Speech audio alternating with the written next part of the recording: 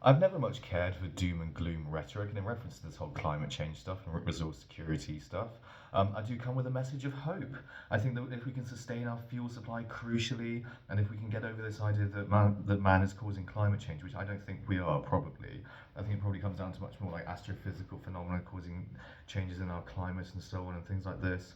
And I think that the major problem we face, and this is what I've really always believed, is things like peak oil, peak natural gas, or really peak crude oil, I should say.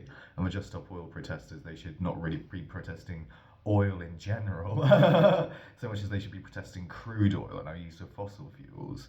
And yeah, I do believe that we can very much sustain our fuel supply if we were farming hemp industrially and sponsoring the and subsidizing the process of farming hemp as a fuel oils crop and deriving huge amounts of oil that we could derive from it.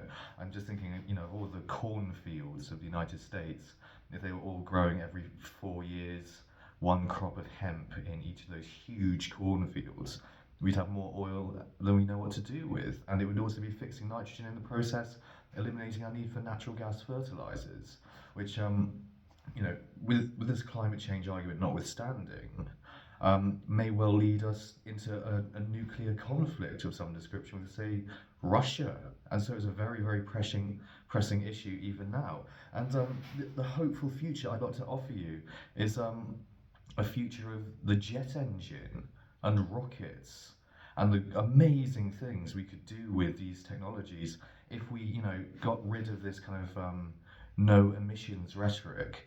If we started, talking about more like, well, if we were just powering it with biokerosene, it would be sustainable, would it not? And if we were, using hemp to derive all the kerosene that we need to support, for all we know, floating cities built out of hemp thermoplastics, so they're incredibly light and strong, um, with jet engines burning, yeah, the kerosene necessary to sustain them and steer them around.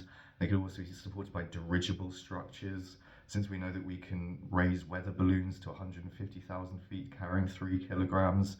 That begs the question, does it not? What can we carry with a balloon, with a jet engines further down in the atmosphere? Yeah, we could maybe have floating cities one day, and overpopulation hence doesn't become a problem because people could live in the sky, people could live at sea. I for this science fiction, and it sounds very science fictiony, but nonetheless, I think that's the sort of future we could be headed for if we sort of change our attitude on things, and if we sort of get away from the doom mongering rhetoric that a lot of people would like to see us kept entrenched in, and saying that there's nothing we can do about climate change, it's a lost cause, and it's bound to lead to a scorched, barren, inhospitable planet, much like Venus.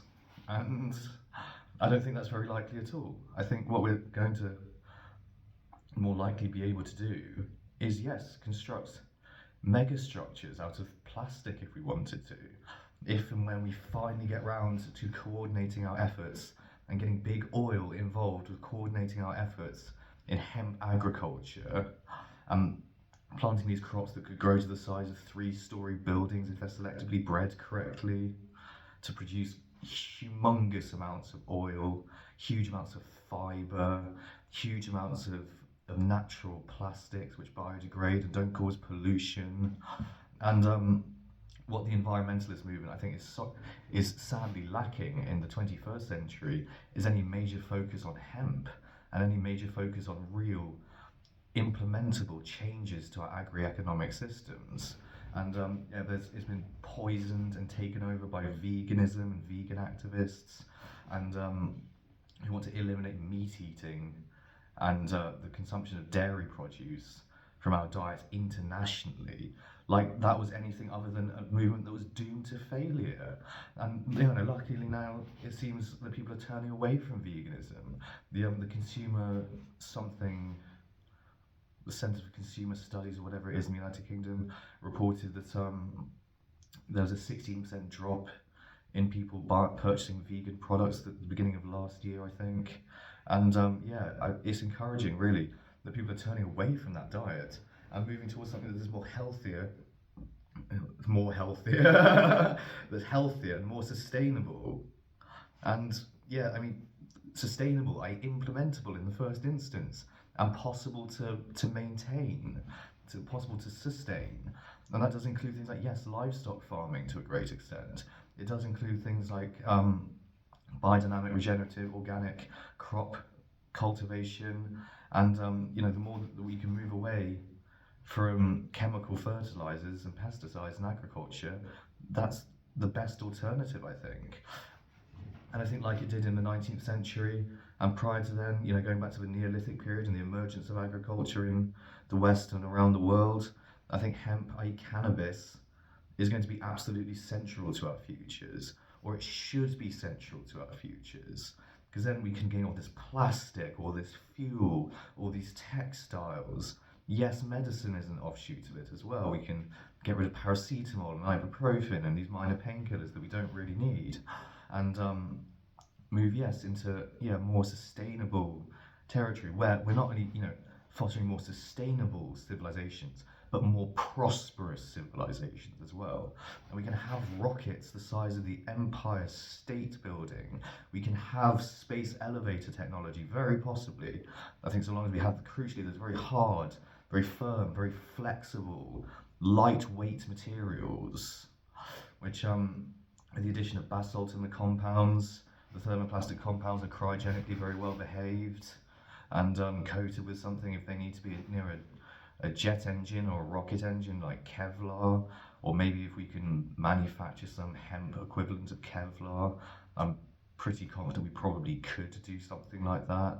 And again, we need to make the rocket engines themselves out of Kevlar, or things like tungsten or tantalum carbide, is it, that produce the next generation of rocket engines that burn at higher temperatures and so on, because they can withstand higher temperatures than our current mixes of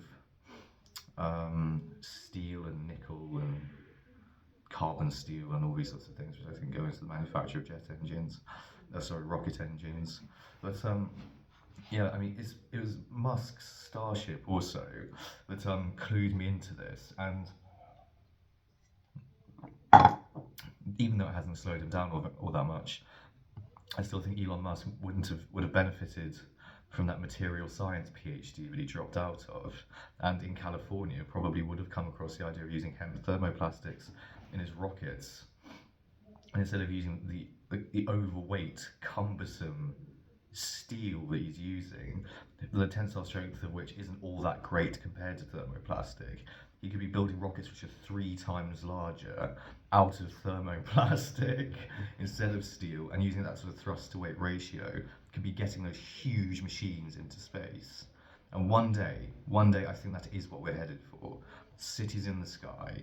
Cities like the one I designed in my sitcom book, Citadel, that I'm currently writing at the moment, called Metrojet, which is a jet engine and dirigible supported city of 10 million people that surfs waves the size of mountains on this rather hostile and inhospitable alien world that's mostly an ocean. We could have maybe like tamer, smaller versions of Metrojet on our own planet. Maybe one day. Thank you for watching, everyone. I love you lots. Bye bye bye.